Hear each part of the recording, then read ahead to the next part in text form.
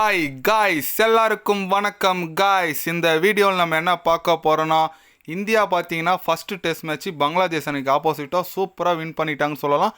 இந்த சீரீஸை 1-0ன்னு சொல்லிட்டு முன்னிலையில் இருக்காங்க. இந்த நிலையில் பார்த்தீங்கன்னா அடுத்த போட்டி கான்பூர் செகண்ட் டெஸ்ட் மேட்ச் பார்த்தீங்கன்னா கான்பூரில் நடக்கும்போது கண்டிப்பாக அதில் 3 ஸ்பின்னரோட தான் இந்திய அணி விளையாட போகிறதா அதிகாரப்பூர்வமாக வெளியிட்டிருக்காங்க. ஏன்னு கேட்டிங்கன்னா சென்னை பிச்சு பார்த்தீங்கன்னா அது கொஞ்சம் மாதிரி ஃபாஸ்ட் பவுலிங்க்கு ஃபேவராக இருந்துச்சுன்னு சொல்லலாங்க. ஏன்னா நல்ல ஒரு பவுன்சிங் பிச்சாக இருந்துச்சு, கண்டிப்பாக ரொம்பவே இதுவாக இருக்கும். ஆனால் நீங்கள் கான்பூர் போனீங்கன்னா ரெட் சாயில் பிச்சு கண்டிப்பாக பவுலிங் ரொம்பவே டஃப்பாக இருக்கும். அதுவும் ஸ்பின்னருக்கு ஃபேவராக இருக்கும். பாலு மேக்ஸிமம் ஏறாது, கீழே தான் போகணுன்னு சொல்லிட்டு ஆல்ரெடி அதில் ஒரு ரெக்கார்டு இருக்குது. அதுதான் இந்த வாட்டியும் கண்டிப்பாக இருக்குன்னு சொல்லலாம். ஏன்னா ஸ்பின்னர்ஸுக்கு ஃபேவராக இருக்கும். 3 ஸ்பின்னர்ஸோட கண்டிப்பாக போகிறதுக்கு வாய்ப்பு இருக்குது. ஏன்னா அஸ்வின் ஜடேஜா கன்ஃபார்ம்ங்க. அப்புறம் பார்த்தீங்கன்னா ஒன்று குல்தீப்பா அக்ஸரா, இதில் 2 தான் யாருன்னு சொல்லிட்டு நம்ம தீர்மானிக்க வேண்டியதாக டீம் தீர்மானிக்கும். ஆனால் பங்களாதேஷும் இந்தமாரி ரெட் சாயிலில் அவங்களோட எப்படி சொல்கிறது, அவங்க நாட்டில் மேக்ஸிமம் ரெட் சாயில் தான் இருக்கும். கண்டிப்பாக இதில் நிறைய அவங்களுக்கு எக்ஸ்பீரியன்ஸ் இருக்குது.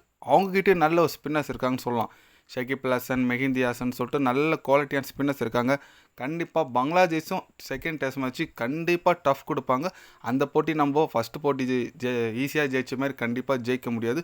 ஏன்னா கண்டிப்பாக நம்மளுக்கும் அவங்க டஃப் கொடுப்பாங்க. ஏன்னா பேட்டிங் கொஞ்சம் ஓரளவுக்கு டீசெண்டாக இருங்க. முஸ்தபிசர் ரஹ்மான், ஷகிப் அல் ஹசன், அப்புறம் நஜ்முல் ஹசன் சொல்லிட்டு கேப்டன் நல்லா ஒரு பேட்டிங் டீசெண்டாக ஆடுறாங்க.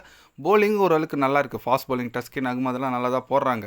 இருந்தாலும் அவங்களோட ஸ்ட்ரென்த்தே ஸ்பின்னிங் தான். ஏன்னா அவங்க நாட்டுக்கு நீங்கள் போனீங்கன்னா எல்லாத்துலேயுமே ரெட் சாயில் தாங்க. ஏன்னா ஸ்பின்னர்ஸுக்கு ஃபேவராக இருக்கும். நீங்கள் டெஸ்ட் மேட்ச்லாம் போனீங்கன்னா ஒரு 200 ரன் 250 தாண்டது ரொம்ப கஷ்டமாக இருக்கும். அதுக்குள்ளே 2 அணிகள் ஆல் அவுட் ஆவாங்க. அந்தளவுக்கு நல்ல அது ஸ்பின்னிங் பிச்சு ரொம்ப கீழே போகும் பால். இப்போ அதேமாரி பிச்சில் தான் கான்பூரில் இப்போது பங்களாதேஷ் விளையாட போகிறாங்க. அவங்க பிச்சு மாதிரி நினச்சி விளையாடுவாங்க. கண்டிப்பாக அவங்களுக்கு கொஞ்சம் அட்வான்டேஜ் நிறையவே இருக்குது. வெயிட் பண்ணி பார்க்கலாம் அவங்க எந்த மாதிரி பர்ஃபார்மன்ஸ் பண்ணுறாங்கன்னு சொல்லிட்டு. ஆனால் நம்ம பக்கம் யார் இருக்குதுங்க, அஸ்வின் ஜடேஜா சொல்லவா வேணும். 2 பேர் இப்படி தளபதி மாரி கண்டிப்பாக அவங்களோட போலிங் வெறித்தனமாக இருக்கும். எந்த விதமான சந்தேகமும் இல்லை. அந்த போட்டியில் அந்த 2 ஸ்பின்னர்ஸ் இடையில் நடக்கிற போட்டியில் யார் வின் பண்ணுறாங்க தான் நான் பார்க்க வேண்டியதாக வரும். கண்டிப்பாக மேக்ஸிமம் என்னை கேட்டால் குல்தீப்போட அக்ஸர் பட்டேல் எடுக்கிறதுக்கான வாய்ப்புகள் நிறைய இருக்குன்னு சொல்லலாம். ஏன்னா ஒரு பேட்டிங் ஆடுவார். கண்டிப்பாக அதில் இந்த பிச்சில் பேட்ஸ்மேன் திணறுவாங்க. அதில் இந்த லோயர் ஆர்டரில் கொஞ்சம் பேட்டிங் டீசெண்டாக ஒரு 30-40 அடிப்பார் அக்ஸர் பட்டேல்.